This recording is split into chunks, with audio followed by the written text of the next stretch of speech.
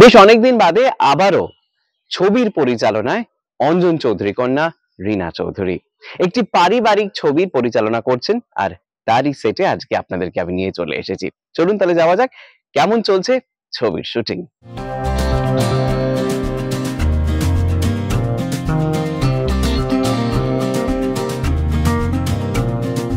Shooting কত দূর এগোলো একটু বলো। ছবির শুটিং আজকে সেকেন্ড ডে।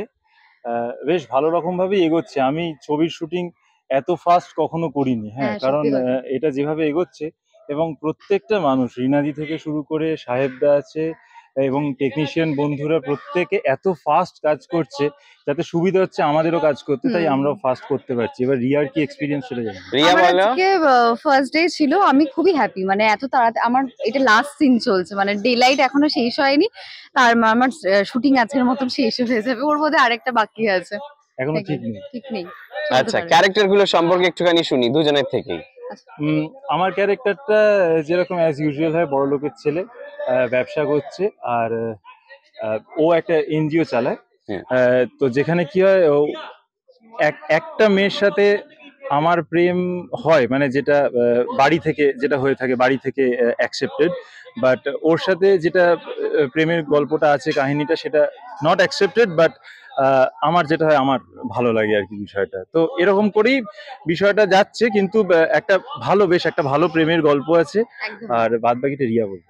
আমার ক্যারেক্টারটা হচ্ছে যে খুবই প্রতিবাদী একটা ক্যারেক্টার, মানে অন্যায় ও সহ্য করতে পারে না, যেখানে দেখে সেটা নিয়ে বলে। এবং প্রথমে ওর সাথে খুব ঝগড়া দিয়ে জিনিসটা শুরু হয়, মানে প্রথম দেখাতেই খুব প্রতিবাদ করে, পরে আস্তে আস্তে ওটাকে ঠিক হয়, প্রেম হয় যাকে বলা যায়। তো এটা খুব ইন্টারেস্টিং একটা চরিত্র, মানে পরের দিকে সফট হচ্ছে, প্রথমে ও খুব প্রতিবাদী, এবং এটার ভেতরে একটা টুইস্ট আছে, সেটা আমি এখনই বলছি না, তার জন্য অবশ্যই সিনেমাটা দেখতে হবে।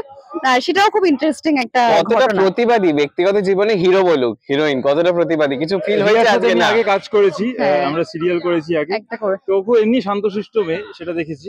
কিন্তু এখানে তো ক্যারেক্টারটা পুরো অন্য, মানে আমি একদমই না, আমি খুবই শান্ত, বেশ ভালো প্রতিবাদী হয়ে উঠেছে। হিরো কি হেল্প করছে না না, ও খুবই হেল্পফুল। শুধু এই যে সবাই দেখতেই পাচ্ছে হাইটের এই যে আপ ডাউনটা, সেটা তো কিছু করেনি, তাও হেল্প করছে যতটা আর কি করা যায়, যে নিচু হয়ে ধারণা করছে সেগুলো করছে। এমনি খুব ভালো, খুবই ভালো ক্যারেক্টার হিসেবে, খুবই ভালো। জেল কতটা করলো, কি দিক থেকে কতটা হেল্প, কত মার্কস দেবে হিরোকে তুমি? 5-এ? ফার্স্ট ডেতে একটা কম কবে আসবো সেই একটা বিষয়। 5-এ আমি ওকে 4 দিচ্ছি প্রথমে, তো তাই না না, খুবই ভালো, খুবই হেল্পফুল। আমি 5-এও 4, 5-এও এক নম্বর ও বাদ রেখে দিয়েছে, যদি পরে দেওয়া যায়। আজকে কি সিন হলো একটু বলো।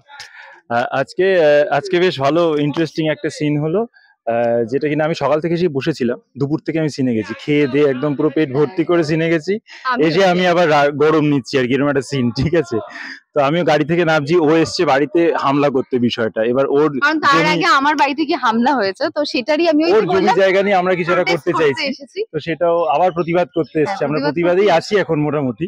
তো ও আমাদের বাড়িতে চলে এসছে প্রতিবাদ করতে, সেখানে আমি ঢুকে দেখছি ও প্রতিবাদ করছে, সেখানে আমি এসে আবার প্রতিবাদ করা শুরু করলাম আর কি। ও আমার বিরুদ্ধে আর কি প্রতিবাদ করা শুরু করেছে।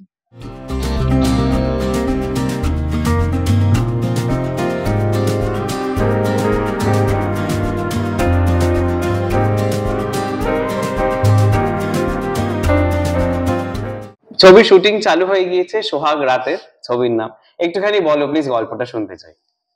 গল্পটা হচ্ছে সোহাগ ছেলেটার নাম এবং মেয়েটার নাম রাত্রি।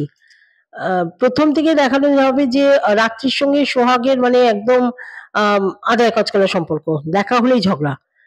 তো এরম একটা দিন রাত্রি আসবে সোহাগের বাড়িতে আসবে, এবং যথারীতি প্রচন্ড, আজকে সেটা শুট হলো, প্রচন্ড ঝগড়া হবে, ঝামেলা হবে, এবং সোহাগের বাবা গিয়ে ওদের ছাড়াবে। এমন তো অবস্থায় যে সোহাগের বাবার গলা থেকে একটা লকেট ছিটকে পড়বে, ছিটকে পড়ার পরে ও মেয়েটা তুলে দেখবে যে লকেটটা খুলে যাবে, খুলে যেতেই দেখবে যে ওইদিকে ওরই মানে বান্ধবী হাসিবা, তার মায়ের ছবি একদিকে আর সোহাগের বাবার ছবি। ও কিন্তু একদম মানে সফট হয়ে গিয়ে লকেটটা ফেরত দেবে, এবং ওর মনে সবসময় থাকবে যে কে এ, কেন হাসিবার মায়ের কাছে তারপরে যতবার গেছে শুনেছে যে হাসিবার মা বাংলাদেশ থেকে এসছে এবং এখানে বিয়ে করেছে, হাসিবার বাবা আছে, হাসিবা আছে, সুখের সংসার, কে এ।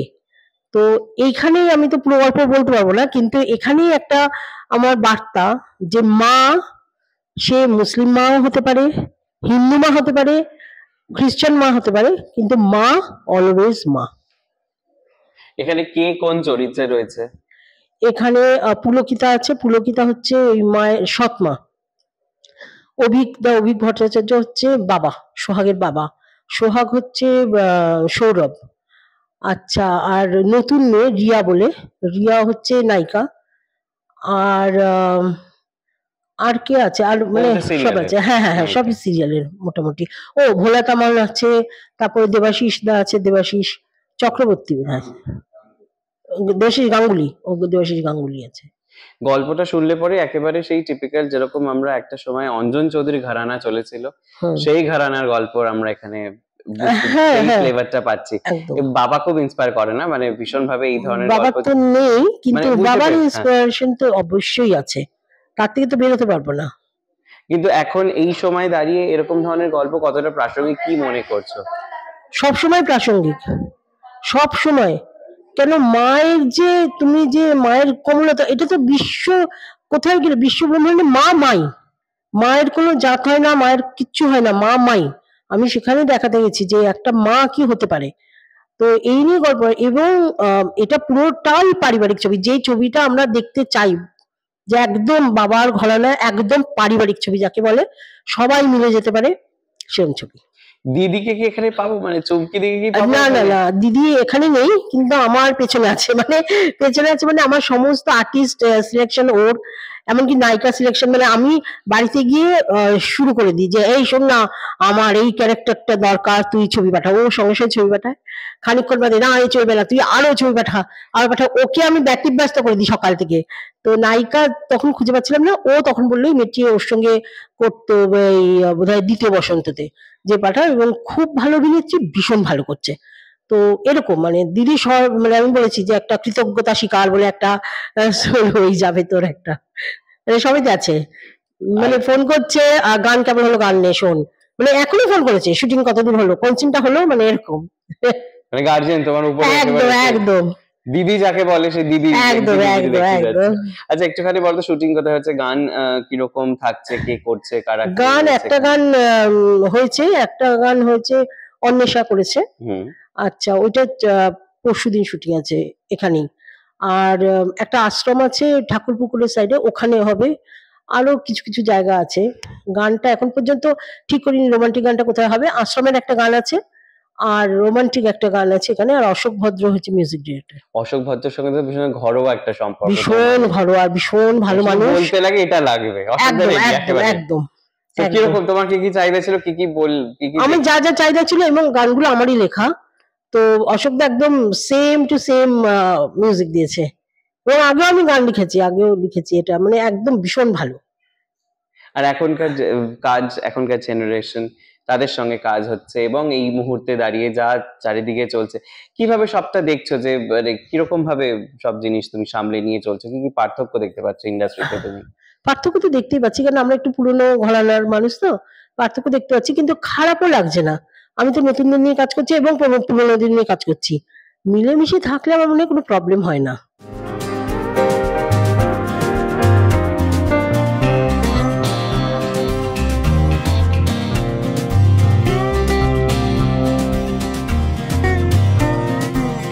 এই ছবিতে বেশ একটা গুরুত্বপূর্ণ চরিত্রে অভিনয় করছেন অভিনেত্রী পুলকিতা ঘোষ। চলুন তার কাছে কিছু একটু শুনে নিই আমরা। খুব একটা এখন আর তোমাকে আমরা দেখতে পাই না টেলিভিশনে। হ্যাঁ, টেলিভিশনটা এখন খুব একটা করছি না, ছবি করছি। তবে এই ছবিটার ক্যারেক্টারটা বলি, হুম। এইটা রীনাদির ছবি। রীনাদির সাথে আগেও একটা কাজ করেছি, ভালো ছবি করেছিলাম একটা, ছায়া সূর্য। আর এই ছবিটা সোহাগরাতে আমার চরিত্রটা হচ্ছে সৎমা, যে খুব গ্ল্যামারাস, নেগেটিভ, প্রচন্ড অ্যাম্বিশাস, একটু ন্যাকা, একটু সিলি টাইপেরও, কিন্তু মানে সম্পত্তি হাতাতে চায়, ছেলেকে ভীষণ ভাবে হাতে রাখে, বরকে খুব ধমকায়, এরকম টাইপের। মানে তার সঙ্গে তার ভাই আছে, এই সব মিলে একটা আর কি মানে গল্পটা। এর থেকে আর বেশি কিছু বলবো না, তাহলে তার কোনো মজা থাকবে না। তো শুটিং কেমন হচ্ছে এবার, আজকে হ্যাঁ, কি সিনে শুটিং করলে সেটা একটু বলো। শুটিং বলতে গেলে রিনাদির সাথে কাজ করার একটা অসম্ভব ভালো এক্সপিরিয়েন্স। গল্প তো দুর্ধর্ষ, অঞ্জন কাকুর মতো একদম সেই ঘরানার গল্প, সেই ঘরানার মেকিং। আর রিনাদি সেই সঙ্গে হচ্ছে মেকিং এ আরেকটা স্মার্টনেস আছে, ভেরি ইন্টেলিজেন্ট সবকিছু। মানে আজকে যেমন একটা স্ক্রিপ্টে টুকটাক কিছু কিছু টুকটাক বলবো না, মানে বেশ বড় বড় চেঞ্জ, যেটা হঠাৎ করে এসে আমরা বুঝতে পারছি যে এগুলো বেশ অসুবিধে, কিন্তু মানে একদম সেকেন্ডের মধ্যে সে পুরোটা চেঞ্জ করে দিয়ে আবার এমন একটা জিনিস দাঁড় করালো, মনে হচ্ছে এটাই মানে প্রথম থেকে এটাই ছিল। খুব অল্প সময়, মানে 2 সেকেন্ডের মধ্যে পুরোটা চেঞ্জ করে দিল, লিখেও দিল, স্ক্রিপ্টটাও চেঞ্জ করে দিল। একজন আর্টিস্টের জায়গায় অন্য কিছু, মানে আমাদের মধ্যেই সেই ডায়লগ গুলো দিয়ে সেই ক্যারেক্টারটা আর নেই, আমরাই তার ক্যারেক্টারে সমস্ত কিছু বলে দিলাম, বোঝাই গেল না যে ওই ক্যারেক্টারটা ছিল অ্যাট অল। তো আরেকটা হচ্ছে যে যেটাই করি স্ক্রিপ্টটা পাওয়ার পর, যে এটা করব, রিনাদি বলে হ্যাঁ ব্যাস এটাই তো, খুব ভালো, এতটা স্বাধীনতা আছে কাজে। তো আমি দিদি বলি, কিন্তু আমার ডিরেক্টর ভেরি ফ্রেন্ডলি রিলেশন আর কি, যেটা ভীষণ দরকার আর কি। তো রিনাদির সাথে কাজ করাটা একটা কমফর্ট জোন আছে। আর এখানে সৌরভ রয়েছে, সৌরভ আছে, নতুন হিরোইন রয়েছে, হ্যাঁ। একটু বলো তাদের সাথে কাজ হ্যাঁ, সৌরভের সাথে আমি অনেক কাজ করেছি। অভিজ্ঞতা আছে যে আমার হাজবেন্ড করছে, অভিজ্ঞতার সাথে অনেক কাজ করেছি এবং অভিজ্ঞতা ভীষণ ভালো, মানে সৌরভ অভিজ্ঞতা ভীষণ ভালো। হিরোইনের সাথে আমার কাজ এইবার এখন প্রথম, খুব সুন্দর, খুব সুন্দর, নতুন এবং ভেরি প্রমিসিং মেয়ে। বাকি তো দেবাশিস, ভোলা তামাং, এরা সব কমেডি দারুণ, মানে মানে ওদের দিকে তাকালেই হাসি পায় টাইপের, তো ওরা তো সাকসেসফুল।